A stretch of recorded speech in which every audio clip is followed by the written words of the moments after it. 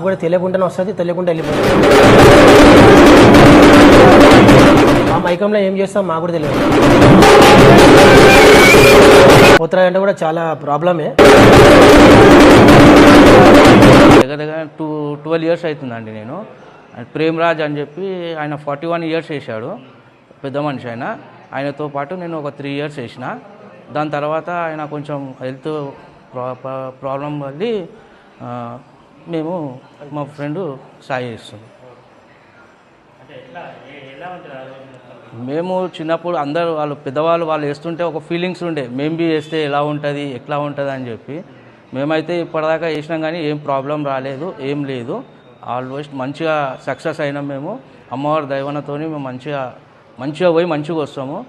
ఆ రోజు మార్నింగ్ ఏం చేస్తామంటే ఎర్లీ మార్నింగ్ లేచి అమ్మవారి దగ్గరికి వచ్చి దర్శనం చేసుకొని మనం ఇంట్లో బోనాలు తీస్తారు కాబట్టి ఇంట్లోతో పాటు ఇక్కడ బోనం చేసిన తర్వాత ఆ రోజు మొత్తం ఫాస్టింగ్లో ఉండి మళ్ళీ దాని తర్వాత ఈవినింగ్ మా బస్తీ ఇక్కడ యువజన సంఘం అని ఉన్నది, అక్కడ డైరా మార్కెట్ బస్తీ టు ఇక్కడ దాకా వస్తాం. పొద్దునే గుడికి వచ్చేసి అమ్మవారి దర్శనం చేసుకున్న తర్వాత ఇంటికి వెళ్ళేసి బోనం తీస్తాం. బోనం తీసుకొని మళ్ళీ ఇక్కడ వస్తాం. వచ్చేసి అమ్మవారి దర్శనం చేసుకొని ఇంటికి వెళ్ళేసి అందరితో ఉంటాము. మేము మాత్రం ఫాస్టింగ్ ఉంటాము. ఆ రోజు మొత్తం ఒక్కపోతే ఉంటాము. ఈవినింగ్ నా సంఘంకి వెళ్ళేసి అక్కడ నుంచి మళ్ళీ స్నానం చేసుకొని అక్కడ నుంచి రెడీ చేసి మాకు మళ్ళీ ఇక్కడ వచ్చినంత వరకు ఉపాసంతోనే ఉంటాము. తర్వాత ఇంటికి వెళ్ళిన తర్వాత దీక్ష విరమించడం జరుగుతుంది. మాకు మాత్రం పోతరాజు చేసినప్పుడు మాత్రం చాలా బాగుంటుంది. అమ్మవారికి కూడా అనుగ్రహం చాలా ఇస్తుంది, చాలా బాగుంటుంది. అది వచ్చింటుంది కానీ మాకు కూడా అర్థం కాదు వచ్చినప్పుడు. అది అసలు మాకు కూడా తెలియకుండానే వస్తుంది, తెలియకుండా వెళ్ళిపోతుంది. ఆ మైకంలో ఏం చేస్తాం మాకు కూడా తెలియదు. అమ్మవారు మాత్రం పక్కా మాకు అనుగ్రహం ఉంటుంది, వచ్చిపోతుంది కూడా ఒకసారి.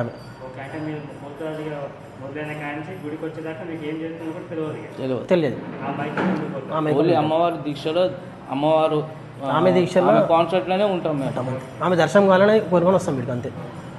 అంటే ఇప్పుడు మీరు అంటే ఇది వేషం వేసుకున్నప్పటి నుంచి కానీ వచ్చే క్రమంలో కానీ ఎలాంటి ఇబ్బందులు ఉంటాయి? యాక్చువల్గా ఇబ్బందులు అంటే 3 తోల చౌరసాల కాడ బాగా ఇబ్బందులు అవుతాయి. నిమ్మకాయలు తీసుడు కానీ గుమ్మడికాయలు కొట్టుడు కానీ కొబ్బరికాయలు కొట్టి చాలా ఉంటుంది. మా ఉత్సాహాలు ఉంటారు, వాళ్ళు చూసుకుంటారు. ఇబ్బందులు అయితే ఉంటాయి, వీటిని మేము చూసుకుని రావాల్సి వస్తుంది. పోతరాజు అంటే కూడా చాలా ప్రాబ్లమే. వేస్టోలో వేస్తారు కానీ అది చూసేయాలి ఎవరైనా సరే. ఇప్పుడు అందరికి ఫ్యాషన్ అయిపోయింది పోతరాజు అంటే, ఎవరి వ్రతాలు వేసేస్తారు. అట్లా కాకుండా దాని నిబంధన తెలుసుకోవాలి, అది ఎట్లా చేస్తే ఏమవుతుంది, ఎట్లా ఉండాలి దాన్ని తెలియకుండానే వేసేస్తారు పోతరాజు. అట్లా కాకుండా 3 చౌరసాల కాడ చాలా ప్రాబ్లం ఉంటుంది అట్లా.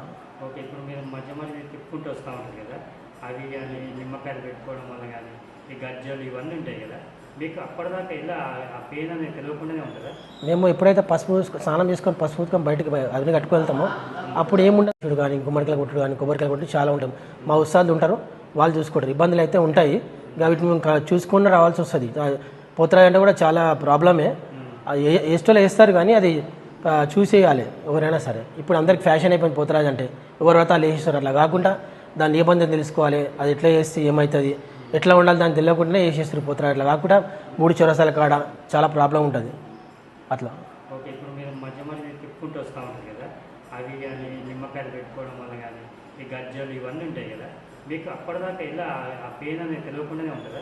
మేము ఎప్పుడైతే స్నానం చేసుకొని పసుపు బయటకు అవి కట్టుకు వెళ్తామో అప్పుడు ఏముండదు మాకు.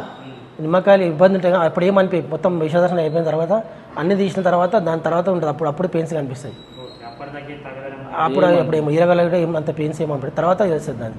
ఎందుకంటే అది పసుపు రంగు అమ్మవారు వచ్చేస్తుంది కాబట్టి మా పేపీ ఉంటుంది కాబట్టి జనం మాకు అంత ఇబ్బంది ఏమనిపించదు. గజ్జలు నిమ్మకాయలు కానీ ఇరగలు కానీ పసుపు కానీ కుంకుమ అని అంత ఇబ్బంది అనిపించదు. పోతరాజు తర్వాత అయిపోయిన తర్వాత కొంచెం ఇబ్బంది అయితే ఉంటుంది. ఆ కాళ్ళ నొప్పులు కానీ ఆ కాళ్ళ కొనుక్కొని ఒకసారి రాళ్ళు పుచ్చుకుంటాయి, కాళ్ళకి ఏమో రోడ్లు అన్నీ పుచ్చుకుంటాయి, అవన్నీ చూసుకోలేము కదా, ఇబ్బంది అయితే ఉంటుంది. అంటే ఇప్పుడు మీరు ఇట్లా పోతరాజు వేషం వేసుకొని వచ్చేటప్పుడు భక్తులు ఉంటారు కదా, వాళ్ళ కష్టాలు ఏమైనా చెప్పుకుంటూ ఉంటారు, వాళ్ళని తీసామని చెప్పడం, మీకు ఏమైనా ఇన్సిడెంట్స్ అట్లాంటివి వచ్చినాయా?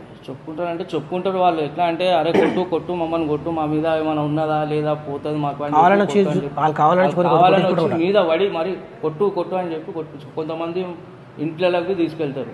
వాళ్ళ ఇంట్లో ఏముందంటే కొన్ని దుష్ట శక్తులు అవి ఉంటాయని చెప్పి మమ్మల్ని తీసుకెళ్ళి వాళ్ళ ఇంట్లో ఒక 2 నిమిషాలు అమ్మవారి దగ్గర నాట్యం చేయించి మళ్ళీ తీసుకొని వస్తారు. గావు అంటే అది పెద్దల ఆచారం, అది పెద్ద మనుషులు వాళ్ళ ఆచారంతో. అది మనకి ఏంటంటే గుడి వచ్చినాక అమ్మవారి దగ్గర ఎదురుంగకెళ్ళి వచ్చి దర్శనం చేసుకుంటాం. చేసుకున్న తర్వాత ఆ గావ్ అనేది మాకు పెడుతుంటే ఒక ఫీలింగ్, ఒక రాక్షసిని చంపిన అమ్మవారి మీకు బలిపోయినంత ఫీలింగ్స్తోని మాకు అదొక శక్తి వస్తుంది అన్నమాట. ఆ శక్తితోని మనం గావ్ అనేది కొరికి, అది పాతకాలంలో పెద్ద మనుషులు దగ్గర దున్నపోతుని కొరికినంత విలువ అది అని మా దగ్గరనైతే అట్లా లేదు. పెద్ద అప్పుడు చేసిరేమో కానీ మేమైతే గావ్ అనేది అదే పెద్ద అది అది సూరకాయ గావ్ అయితే ఇక్కడ పడతాం మేము. రాక్షస బలిలాగా తీసుకొని చేస్తాం. అంత అయిపోయిన తర్వాత మళ్ళీ వచ్చేస్తుంది. మన అమ్మవారి దగ్గరికి వచ్చినాక మన హారతి తీసుకొని బయటికి వెళ్ళినాక మన బాడీ జర కొంచెం అదే కలిసి మళ్ళీ సంఘం వెళ్ళేసి మళ్ళీ స్నానం చేసుకొని ఇంటికి వెళ్ళిపోతాం మేము. మార్నింగ్ ఉపవాసం అనేది ఉంటాం కంపల్సరీ. ఆ ఉపవాస దీక్షలో కూడా ఇంతసేపు పాడడం అనేది ఎలా సాధ్యమవుతుంది? అది అమ్మ దయని కాదు, అమ్మవారి దయనే.